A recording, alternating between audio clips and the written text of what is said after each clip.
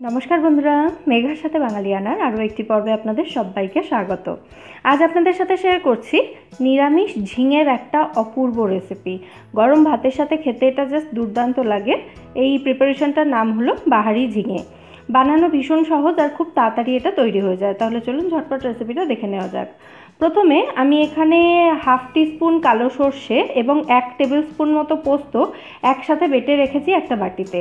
এবার এই সর্ষে পোস্ত বাটার মধ্যে আমি দিয়ে দিলাম 1 টিস্পুন মতো জিরে গুঁড়ো, হাফ টিস্পুন দিচ্ছি হলুদ গুঁড়ো, আর সামান্য একটু 1/4 টিস্পুন মতো দিলাম লঙ্কার গুঁড়ো। ঝালটা যে যার স্বাদ অনুযায়ী দেবেন।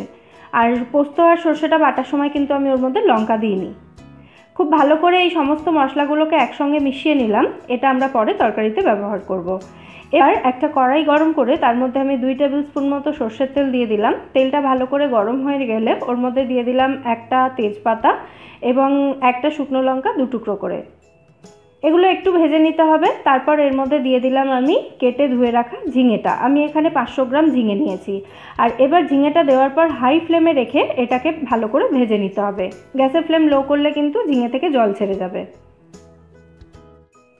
ঝিঙেটা ভাজার সময় আমি এটাকে ঢাকা দিয়ে দিয়ে ভাজি, তাহলে ভাজার সময় ঝিঙেটা একটু নরমও হয়ে যাবে। দেখুন, ঝিঙেটা একটু লাল লাল করে আমি ভেজে নিয়েছি। 3 থেকে 4 মিনিট মতো ভেজেছি। তারপর এর মধ্যে দিয়ে দিলাম হাফ টিস্পুন মতো গ্রেট করা আদা। আদার কাঁচা গন্ধ চলে যাওয়া পর্যন্ত আদাটাকে ভেজে নিতে হবে ঝিঙের সঙ্গে। তারপর যে মশলার পেস্টটা তৈরি করেছিলাম সেই মশলার পেস্টটা এখানে দিয়ে দিলাম। সামান্য একটু জল দিয়ে দিলাম মশলার বাটিটা ধুয়ে। এবার এই মশলাটাকে কষিয়ে নিতে হবে 3 থেকে 4 মিনিট মতো। তারপর দিয়ে দিলাম এর মধ্যে হাফ কাপ মতো দুধ। দুধটা কিন্তু গরম অবস্থাতে দিতে হবে। ঠান্ডা দুধ দিলে বা ফ্রিজ থেকে যদি বের করে দুধটা ডাইরেক্টলি দিয়ে দেন তাহলে কিন্তু দুধটা কেটে যাওয়ার সম্ভাবনা থাকে, এটা একটু খেয়াল রাখবেন। দিয়ে দিলাম এবার স্বাদ মতো নুন। যে যেরকম গ্রেভি রাখতে চান সেই অনুযায়ী দুধের সঙ্গে জলও দিয়ে দিতে পারেন। তারপর এটাকে ঢাকা দিয়ে রান্না করতে হবে মিনিট 5। এবার এর মধ্যে দিয়ে দিচ্ছি স্বাদ মতো মিষ্টি। আমি গুঁড়ো চিনি দিলাম, আপনারা রেগুলার চিনিও দিতে পারেন। ভালো করে মিশিয়ে দিচ্ছি। ঝিঙেটা এখন খুব ভালো মতো সেদ্ধ হয়ে গেছে। এবার সবশেষে দিয়ে দিচ্ছি ওপর থেকে 1 টিস্পুন মতো কাঁচা সর্ষের তেল দিয়ে ঢাকা দিয়ে গ্যাসটা আমি অফ করে দিচ্ছি। এভাবেই এটাকে 5 মিনিট রেখে দিতে হবে।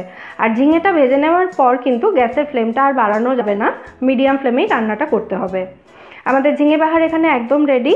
গরম ভাতের সঙ্গে কিন্তু অসাধারণ লাগে। অবশ্যই ট্রাই করে আমায় জানাবেন রেসিপিটা কেমন লাগলো। আর রেসিপি ভালো লাগলে ভিডিওটাকে লাইক আর শেয়ার করে প্লিজ আমার চ্যানেলটা সাবস্ক্রাইব করে নেবেন। ফিরে আসবো নতুন কোনো রেসিপি নিয়ে। সবাই সুস্থ থাকবেন, ভালো থাকবেন এবং সবাইকে